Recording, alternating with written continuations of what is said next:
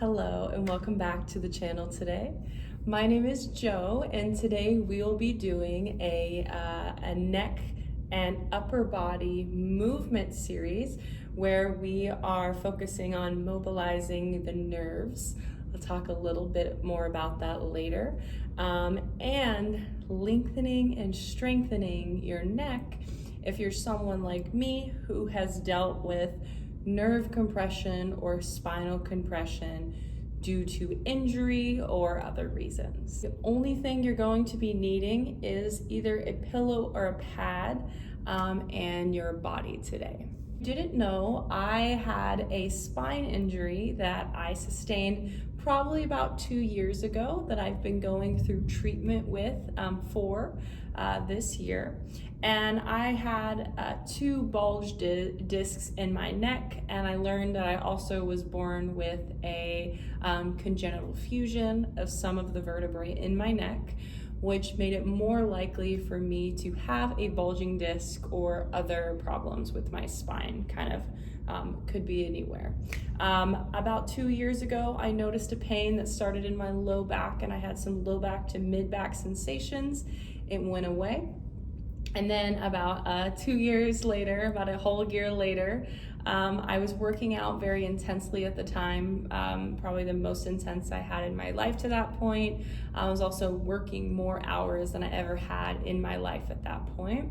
And while I was strength training one day, I felt some just pressure somewhere behind my rib cage. And then I didn't really think very much of it.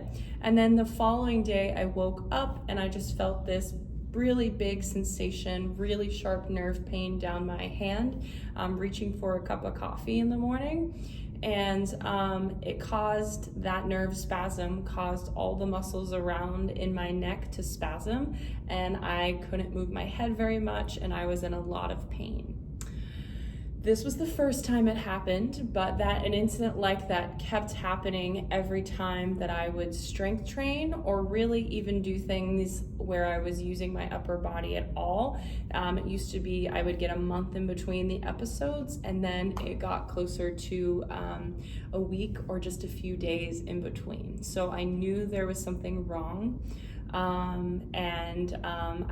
I kept on doing all the mobility like that I show here on my channel, and movement was not making it feel better, so I got worried. I did lots of massage, lots of movement. I did everything I knew about, and then I got some professional help. I did go to see an orthopedic doctor. I did get in to see a specialist. To be honest, y'all, they were absolutely no help at all.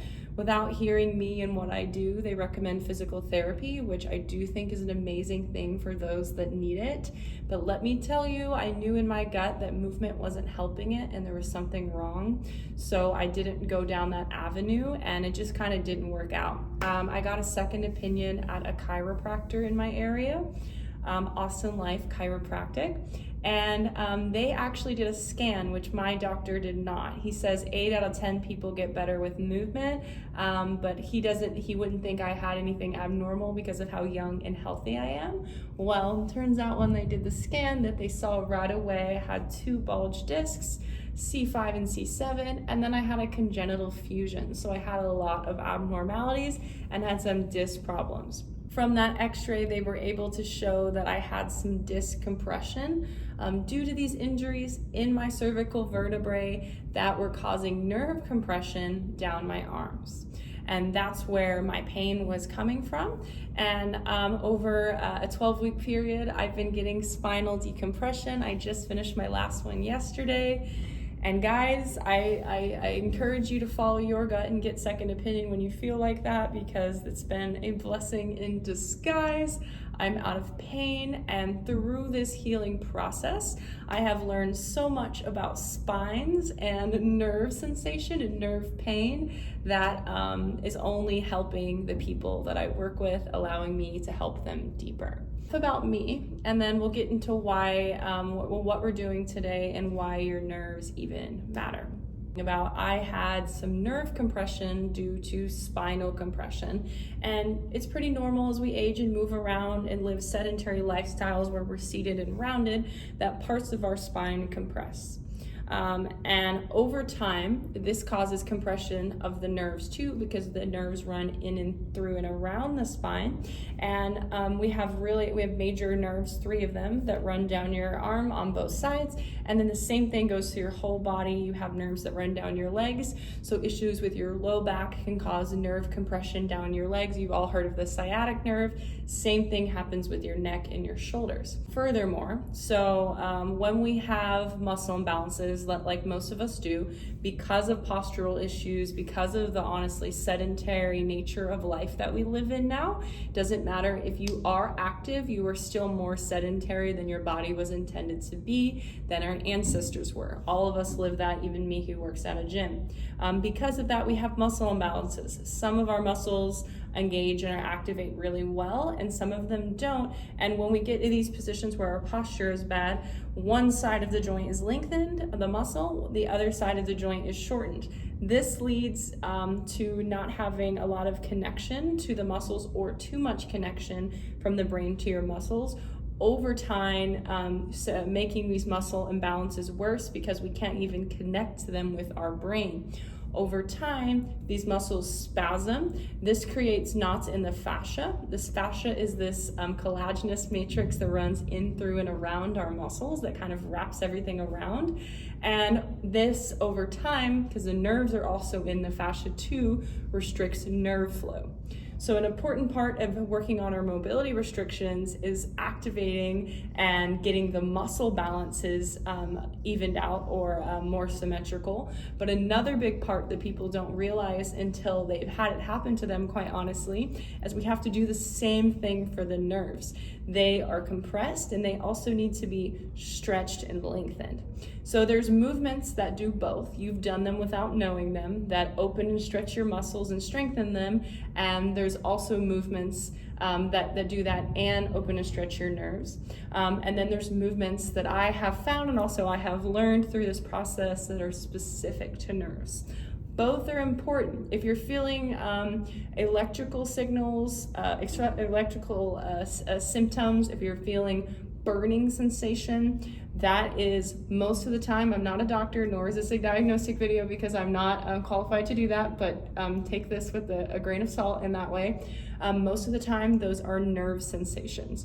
So when we're attacking a problem or an area of pain or discomfort for you, yes, we want to address the muscles, but it's just as important to address the nerves. This video today, we're going to be doing some common nerve flosses for the upper body, the neck, and the shoulders.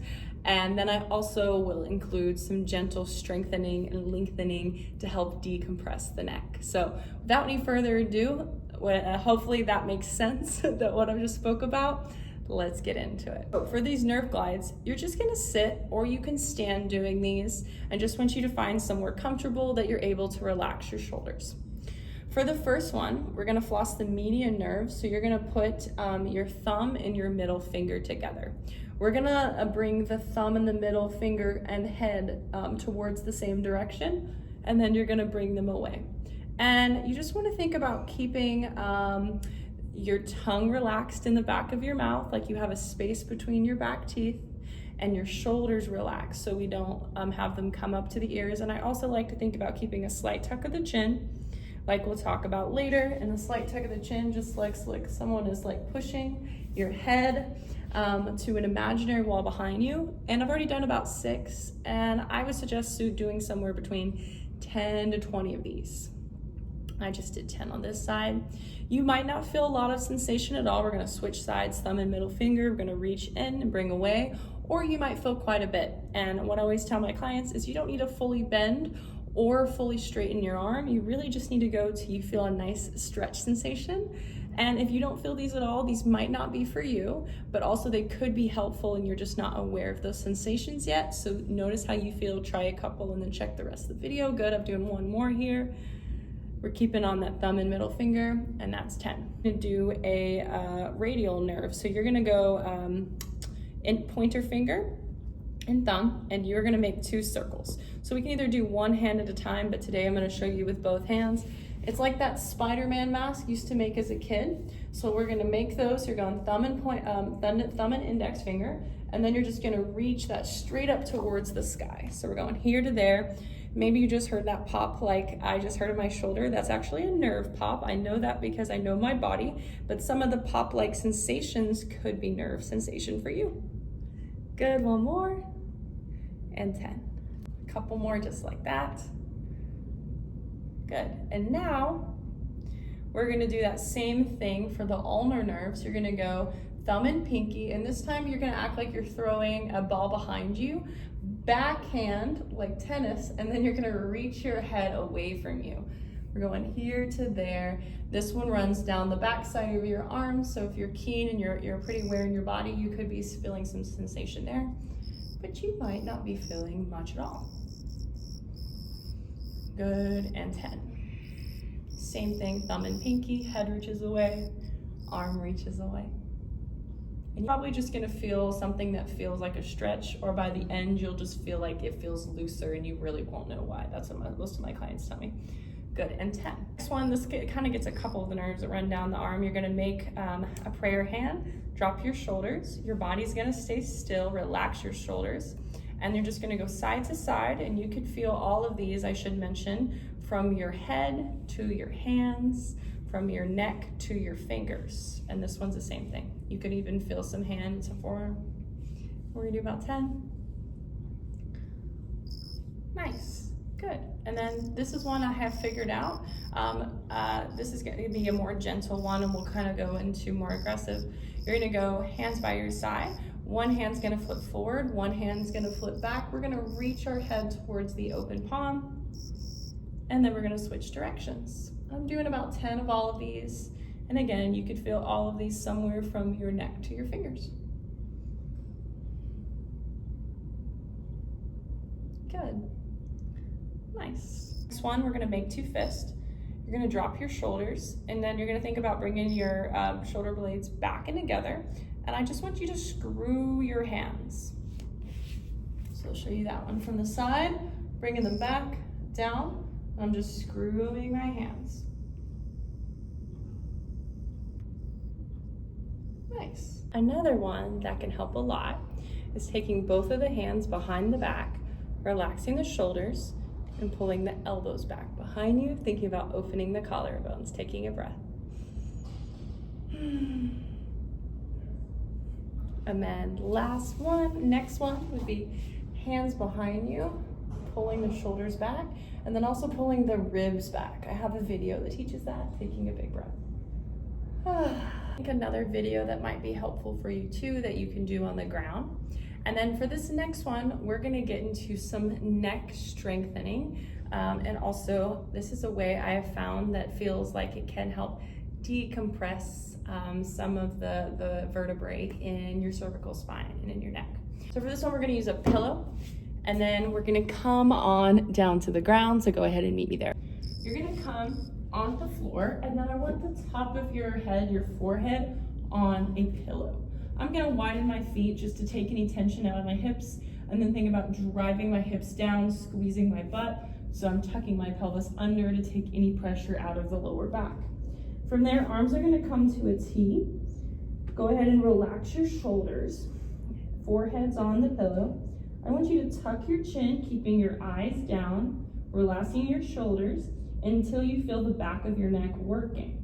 Eyes stay down, and then set it down. We're gonna do about 10 of those. Inhale, prepare, exhale, hover the head, eyes down. As you're doing these, you can imagine someone has an invisible string pulling your head and your neck over towards the opposite side of the room, like someone is having your neck grow tall. Good, and on this one, I'm gonna have you hold up, relax your shoulders, eyes down, and without doing anything, keeping that tuck of the chin, imagine your neck going long towards that wall in front of you with that invisible string on the crown of your head. For 5, 4, 3, softening the back of your mouth, 4, and 5. Let it go. And you're welcome to repeat that for a couple sets with rest in between. The last one we're gonna do today is some gentle neck circles.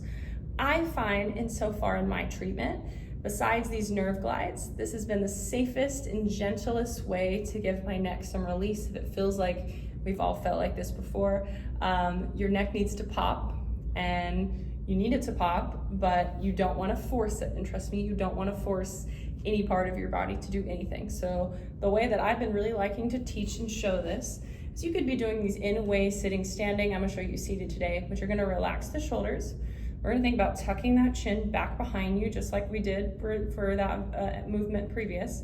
And then keeping that chin tucked, keeping the back of your mouth soft. So like you have a space between your back teeth and your throat, your tongue soft, your jaw relaxed. You're gonna take the littlest baby circles you can. Yeah, it already popped my neck. And then we'll go the other way, same thing. Jaw relaxed, tongue soft.